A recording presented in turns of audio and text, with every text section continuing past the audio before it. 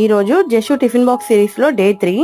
ఇక్కడ నేను tomato, onion, carrot, capsicum అన్నీ ఒక్కొక్కటి తీసుకుని ఇలా పొడుగ్గా కట్ చేసుకున్నాను. టమాటోకి మాత్రం జ్యూస్ తీసేసి కట్ చేసుకోండి, లేదంటే తర్వాత నూడిల్స్ తడితడిగా ఉన్నట్టు ఉంటాయి.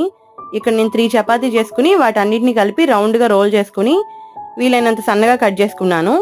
తర్వాత స్టవ్ మీద ప్యాన్ పెట్టేసుకుని కొద్దిగా ఆయిల్ వేసుకుని క్యారెట్, ఆనియన్ ఫస్ట్ వేసి ఇలా హై ఫ్లేమ్లో టాస్ చేసుకున్నాను.